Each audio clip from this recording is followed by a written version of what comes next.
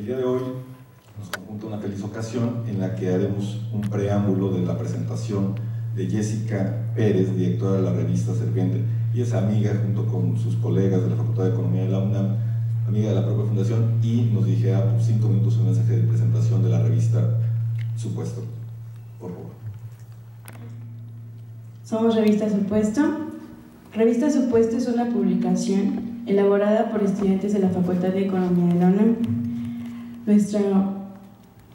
Nuestra visión es principalmente ser una revista posicionada tanto en la Facultad de Economía como en la Universidad Nacional Autónoma de México, como en otras instituciones.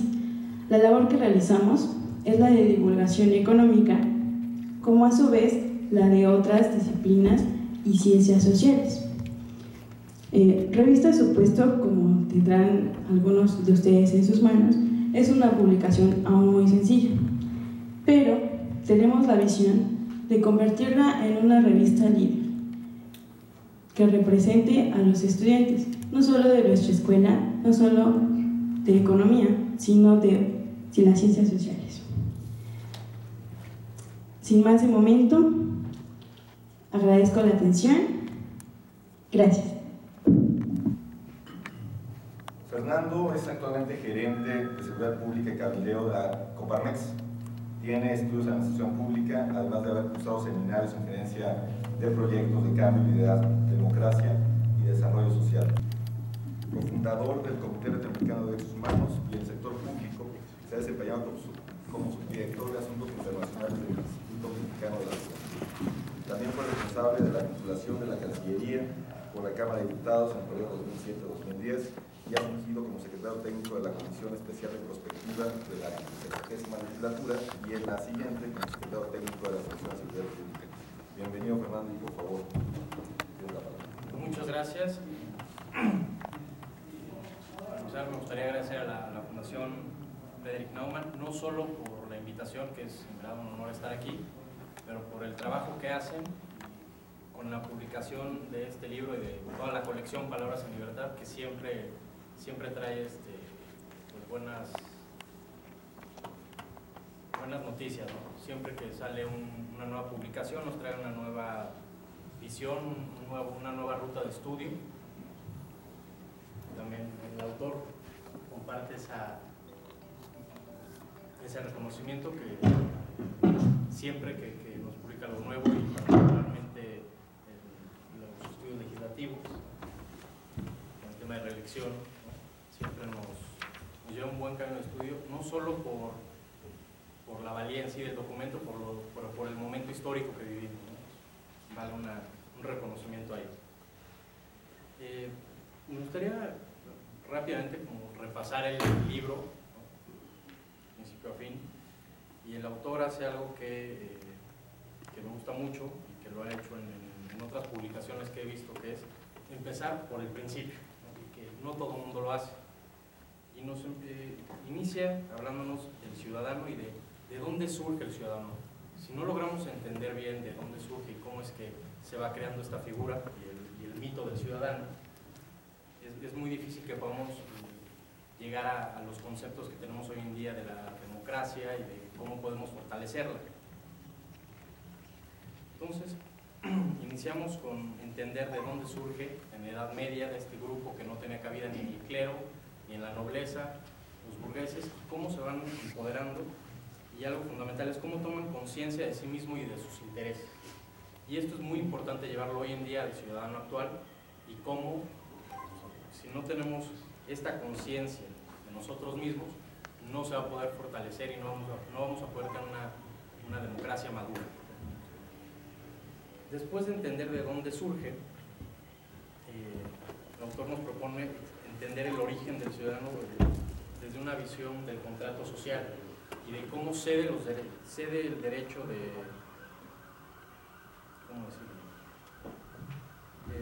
uso exclusivo de la violencia para poder defender su propiedad en favor del Estado.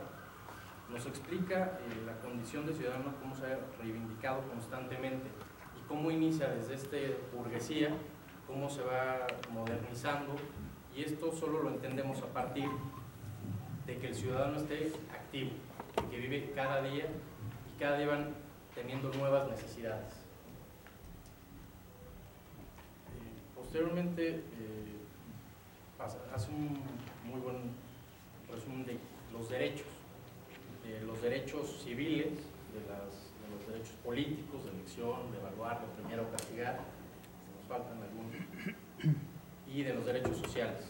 Pero también toca algo que en México muchas veces no se dice, que es el tema de las obligaciones, y de las obligaciones del ciudadano de participar, de las otras obligaciones y la obligación que empodera, que es la de pagar impuestos. Y también nos habla un poco de los valores ciudadanos, de la tolerancia y la solidaridad. Y esto nos lleva a una conclusión fundamental, que es entender que no puede haber un ciudadano pleno si no hay una democracia plena, y viceversa. No podemos pensar en una democracia si no tenemos unos ciudadanos plenos. Posteriormente, el autor aborda los espacios de participación del ciudadano.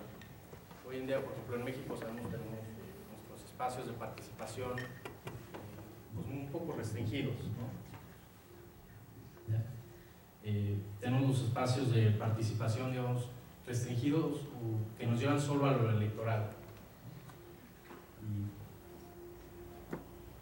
Y entenderíamos que una democracia solo puede funcionar con una sociedad activa. Entonces, si llevamos al ciudadano solo a lo electoral y solo a cada 3 o 6 años emitir un voto, pues tenemos una democracia incompleta.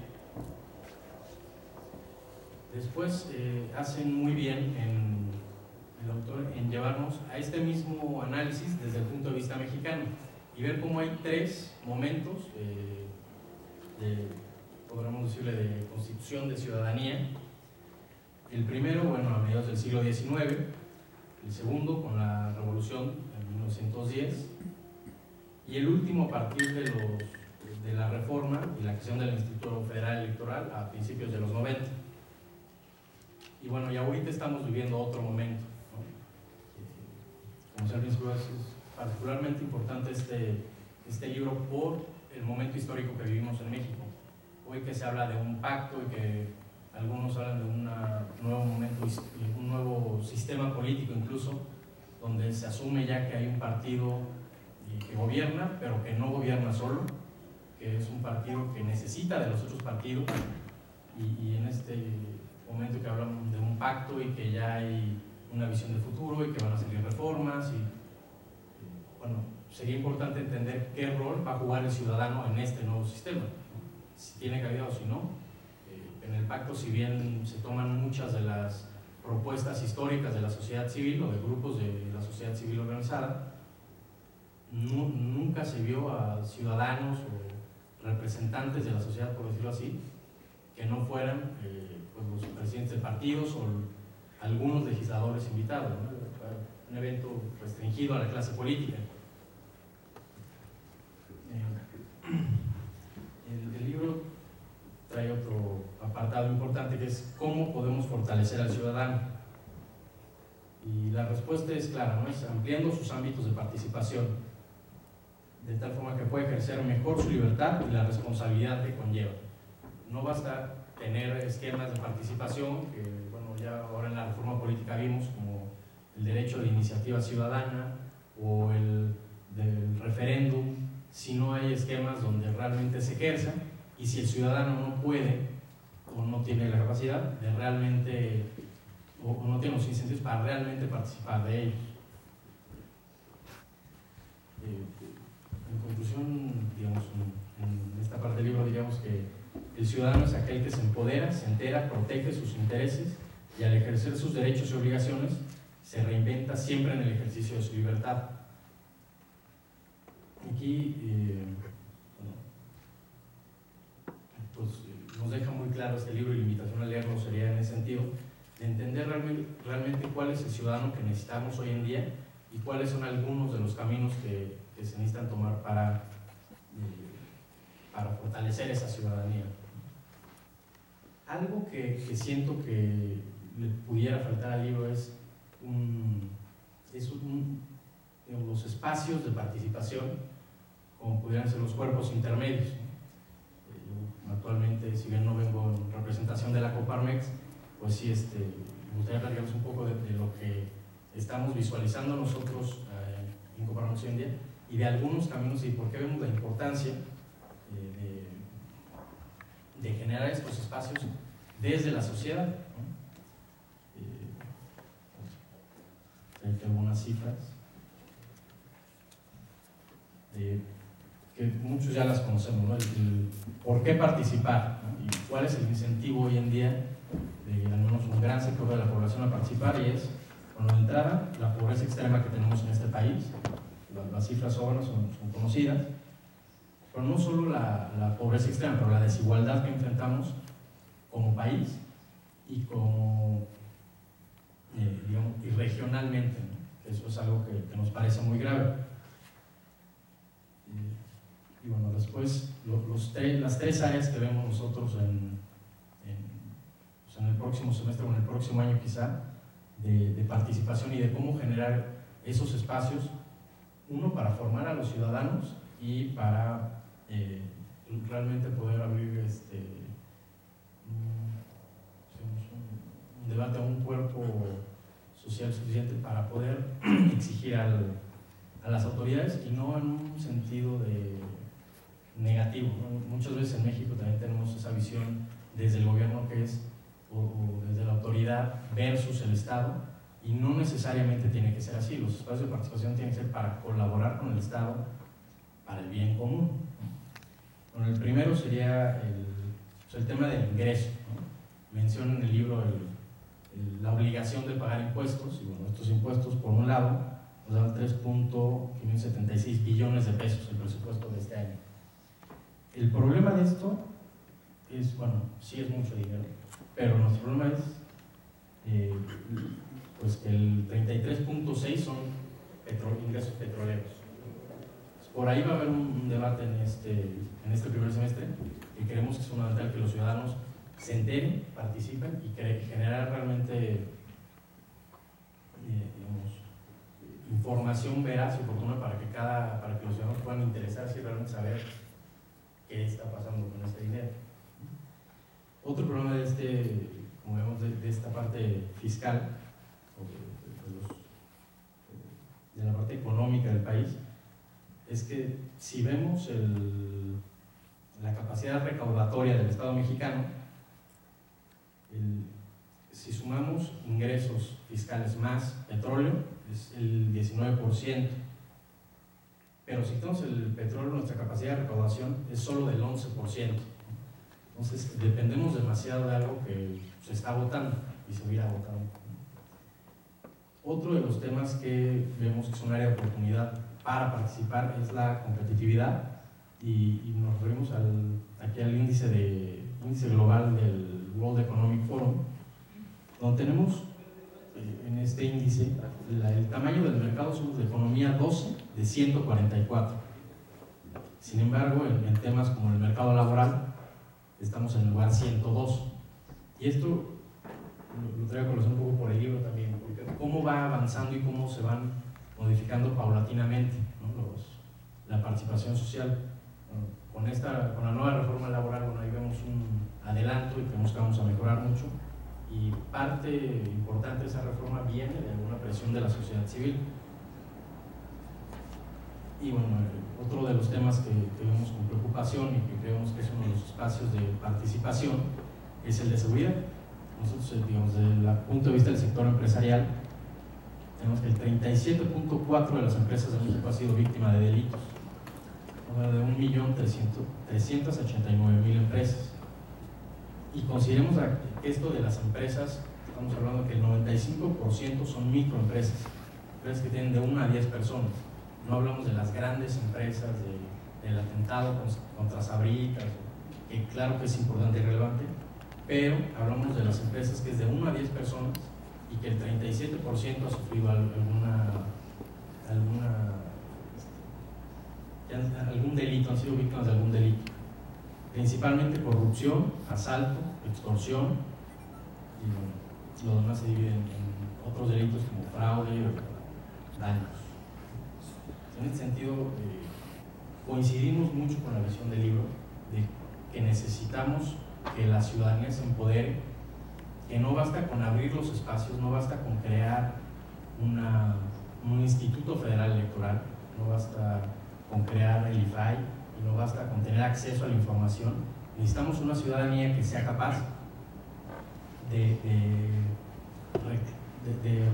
darse cuenta qué está pasando con ese dinero, que tenga acceso e interés de buscar, y que se reconozca como un ente capaz de exigir al Estado no solo la apertura de la información, pero de reclamarle por qué está haciendo con este recurso lo que está haciendo. Entonces yo por ahí abriría el debate. Rafael del Olmo tendrá la palabra en segunda instancia como comentarista.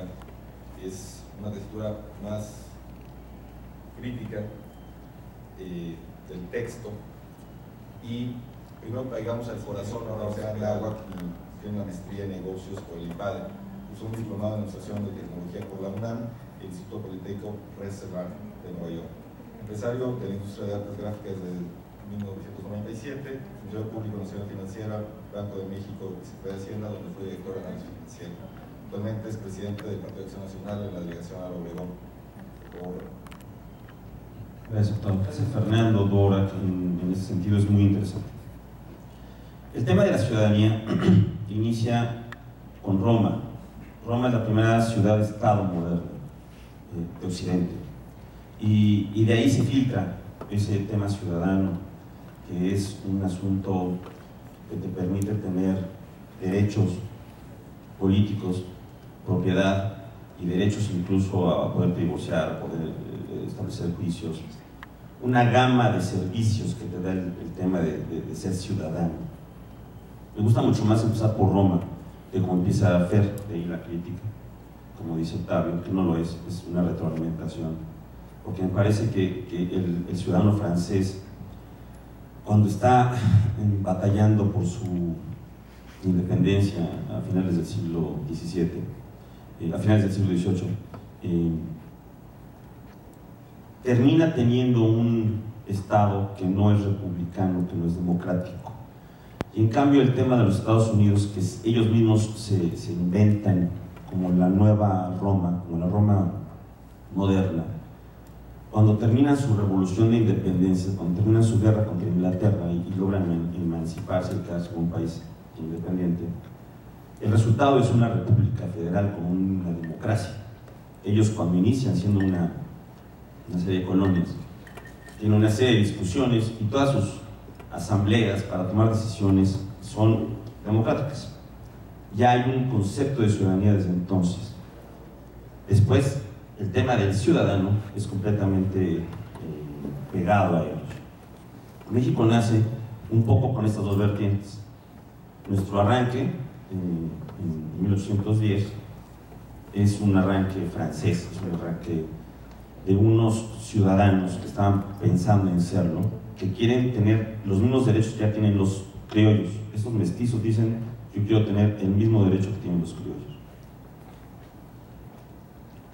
Y el final de la independencia, bueno, es un revoltijo ahí enorme, y finalmente nos convertimos en una monarquía. Quien convierte este país en una república es Benito Juárez. No solamente nos convierte en república, sino que también nos hace estadounidenses. A mí se me hace muy difícil hablarle a los americanos por otro nombre que no sea americanos, o gringos, en el sentido no peyorativo, porque realmente somos norteamericanos y somos estadounidenses. Entonces, la única forma de diferenciarnos de ellos es decirles americanos, nosotros mexicanos, pero al final de cuentas los dos somos muy parecidos en ese sentido. El brevísimo espacio, cuando Juárez nos hace estadounidenses, nos hace ciudadanos, hace una conciencia de ciudadana liberal, pues es casi anecdótico y es prácticamente letra muerta. El mismo Juárez nunca fue electo, fue presidente que nunca fue votado, y él viene por un sistema democrático en ese país, digamos, ya para no volverse a perder. Incluso sostengo que la Primera Guerra Mundial sucede en nuestro país cuando Estados Unidos tiene una guerra contra Inglaterra España y Francia, con un emperador austriaco, y está representado por Benito Juárez, aquí en México. Y finalmente esa Primera Guerra Mundial, donde ya hay dos continentes involucrados, gana el sistema, afortunadamente, el sistema republicano, con unos ciudadanos que no tenemos conciencia de serlo porque simplemente copiamos un modelo. Y finalmente llegamos al siglo XX, donde no hay una conciencia ciudadana, ni se necesita, no hay una representatividad, no hay ninguna de las figuras que Fer muy bien menciona en el libro, hasta que tenemos otro pequeño espacio de reflexión acerca del ciudadano con Gómez Morín. Por supuesto que tengo que defenderlo porque yo soy militante y miembro del Partido de Acción Nacional, pero quitando esa capa azul que traigo, de todos modos, la primera persona que habla de ciudadano con esa conciencia, con todo lo que implica ser ciudadano, ¿qué implica ser ciudadano? Ser propietario de algo, propietario de unos derechos, es Manuel Gómez Morín en el 39. Y él se queda como luchando solo, ¿no? Bien señala Fer que en 1963 hay un gran respiro para esta ciudadanía democrática que comienza a surgir en México. En el 63, Adolfo Pristler Ibarrola, presidente del Partido de Acción Nacional entonces, impulsa lo que ahora son los diputados plurinominales, en aquella época se llamaban diputados de partido. Es la primera de las reformas electorales. Muy bien la señala Fer, coincido perfectamente con ella. La siguiente reforma electoral en el 78 es como un premio al Partido Comunista, que fue el único que acompañó en las elecciones del 76, aunque no de manera oficial, porque para entonces estaba todavía en la clandestinidad, a la fórmula o compite contra José López Portillo. En esa gran reforma del 78 es un avance ciudadano, porque entonces los partidos políticos nacionales ya no tienen que ir a hacer una serie de requisitos y llenar una serie de formularios estatales y municipales para competir en cada contienda. Hasta 1977, cada vez que participaba Acción Nacional o el PPS o el PARM en Guanajuato o en San Miguel de Allende, en Veracruz o en Jalapa o en cualquier municipio de la República, tenía que llenar una serie de requisitos federales, otros estatales y otros municipales.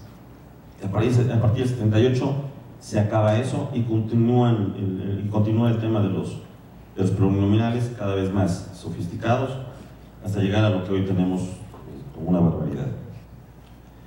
Un tema que me gusta muchísimo en el libro y que me hizo reflexionar un buen rato fue cómo definimos a un Estado liberal. Fer lo toca y yo quiero darle mis puntos de vista, porque es muy interesante. ¿Qué es lo que queremos como un Estado liberal? Me parece que un Estado liberal lo tenemos que definir como aquel que está orientado a garantizar y proteger la libertad de los individuos y por consiguiente la propiedad de sus ciudadanos, de quienes obtiene recursos y a quienes le debe rendir cuentas. Entonces los derechos sociales que toca ahí Fer se acaban, ¿no? Porque solamente existen la medida que impulsen a esta función del Estado. Un Estado de estas características tendría que obtener recursos de ciudadanos y de los extranjeros que invierten en este país, con todo el aparato financiero y fiscal que implica. Ahí sí necesita una burocracia especializada. Obligadamente es transparente con el uso de estos impuestos. La segunda característica sería tener un tamaño reducido en todos sus poderes. Fer ya lo nota en el documento. En los tres poderes, porque luego cuando hablamos de burocracia de estados, nos remitimos exclusivamente al Ejecutivo, y no es cierto, también están los otros dos, y todas aquellas áreas donde el Estado gasta o invierte, yo muchas veces pienso que gasta, llámese Universidad Nacional o llámese Sistema de Salud. Y a todo nivel, tanto federal, estatal como municipal. Tercero, tiene que ser un Estado fuerte, que mantenga el monopolio de las fuerzas públicas, eficiente, bien capacitadas y orientadas a proteger básicamente la propiedad de los ciudadanos. Y por supuesto se requiere una justicia expedita. Cuarto, la deuda que contrate Solamente se tendría que utilizar infraestructura que permita a los ciudadanos ejercer de mejor manera y con los menores recursos posibles su libertad. Y quinto, financiar de manera sensata a sus ciudadanos cuando estos no cuenten con mecanismos financieros que le permitan realizar proyectos que abonen su libertad. Esto es la banca de desarrollo. Me parece que esas son las características que tendría que tener un Estado libertario, un Estado liberal. Finalmente, hay un tema que Fer deja ver y que me parece que sería un muy buen ejercicio para un segundo tomo, mi querido Fer. Los partidos políticos siguen siendo el mecanismo adecuado para integrar al ciudadano en la toma de decisiones. Realmente los partidos políticos estamos, y como lo decía Fernando Ponce, todas las agrupaciones intermedias como Coparmex son más representativas muchas veces que los partidos políticos. Son los partidos políticos los que realmente representamos los intereses de la ciudadanía. No hay ni un solo partido político que se diga liberal en el amplio sentido de la palabra. Ahí está nuestra señora Elvester con Panal que dice que son liberales, pero es nada más para conseguir recursos de organizaciones liberales, porque su candidato Cuadri, con el que digo, por supuesto, unas ideas muy interesantes, pero él no fue electo, él fue designado por una persona. Y yo creo que en ese momento rompe con cualquier sustancia liberal. Yo creo que la libertad implica exponer mis ideas, confrontarlas con el otro y que la gente decida cuál es la mejor. Cuadri no se sometió a ese proceso. Entonces, por mucho que diga ese partido que es liberal, no lo es. Los que estamos aquí y mucha otra gente somos liberales. Nos sentimos realmente 100% representados por algunos partidos, 30% representados por los partidos políticos, 15% representados por los partidos políticos. Dos últimos temas. ¿Qué tipo de servidores contratamos cuando los contratamos? ¿Por qué le pagamos a un diputado lo que gana un diputado o a un senador? ¿Por qué tenemos secretarías de una función extraña como la de la reforma agraria? Tenemos una serie de funciones en el servicio público que no tienen parámetro. ¿Cómo medimos y por qué estamos gastando ese dinero ahí? Creo que nos sirve mucho de reflexión un libro como este. Y finalmente, como ciudadanos, hemos perdido en este país.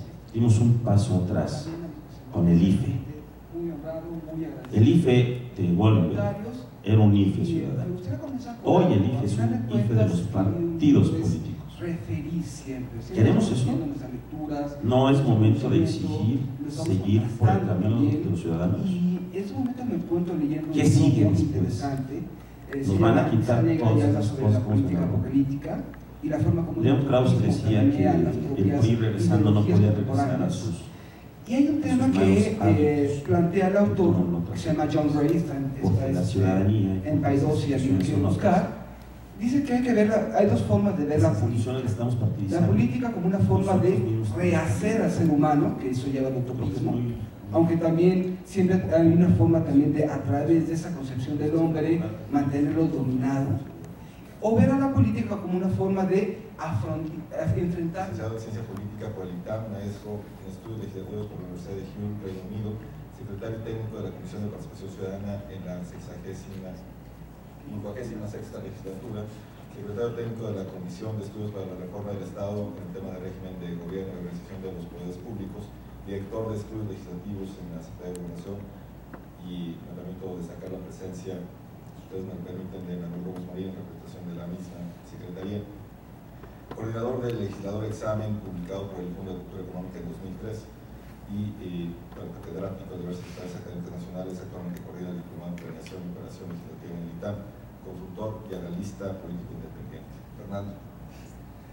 Todas son narrativas, y ahí es cuando empecé en el libro con el tema de los mitos políticos. Es decir, es indispensable y es inescapable que tratemos nosotros de generar narrativas para entender la realidad. Y en ese sentido me gustó mucho la reflexión de Rafael del Olmo sobre por dónde empezar el tema, con Roma o con Francia.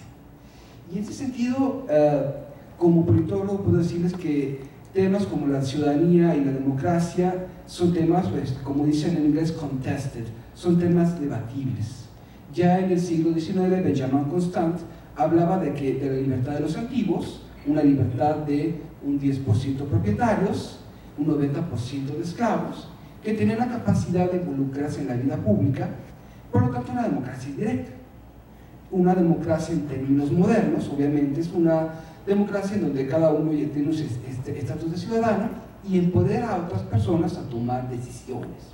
Y en ese sentido, la propia noción de ciudadanía, al principio en la época republicana de Roma, que fue creada como una ciudad de hombres libres, que después comenzó a partir del siglo V, IV de nuestra era, a tener una época de expansionismo, comenzó como una comunidad de hombres libres, y poco a poco esa noción de la ciudadanía se convirtió en estatus, no tanto un propietario, sino que tenía un reconocimiento como un colonizador.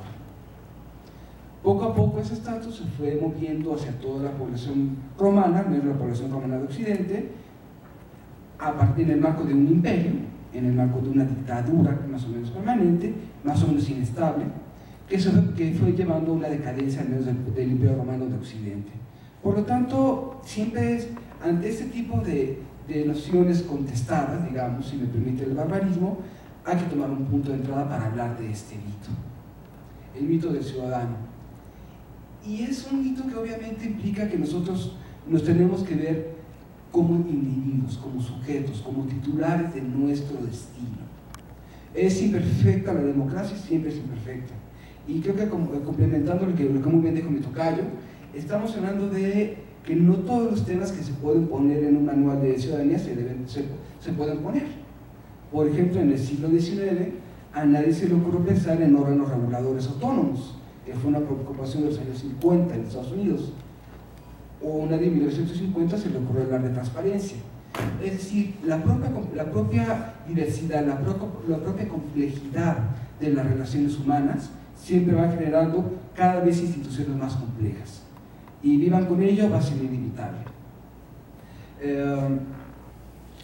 Y en ese sentido siempre es necesario pensar en cómo complementar esa democracia.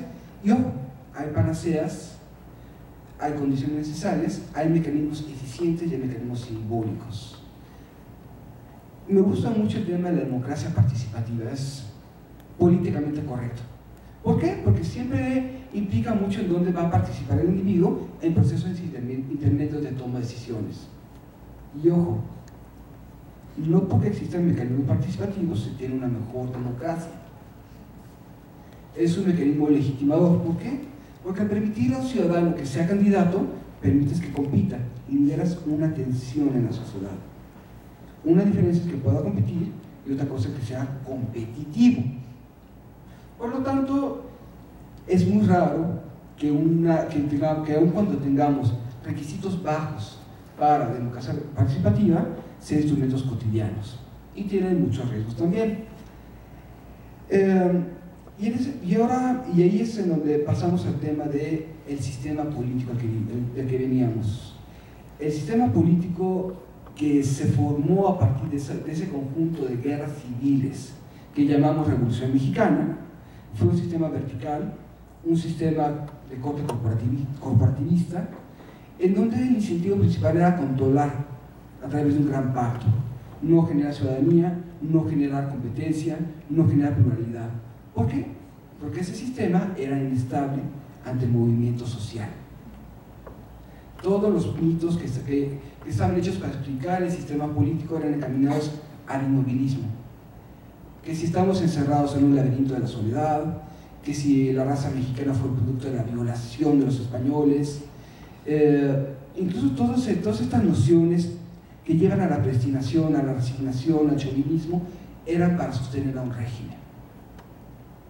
Y en ese sentido, también eso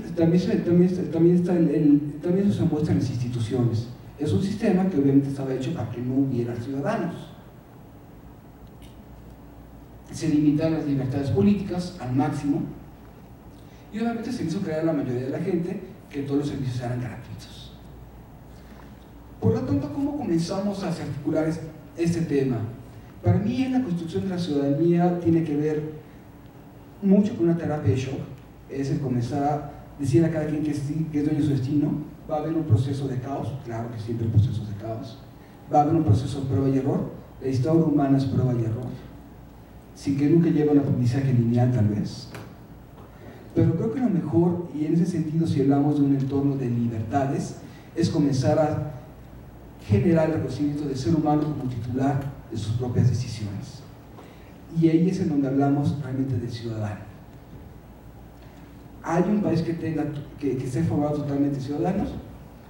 No existe.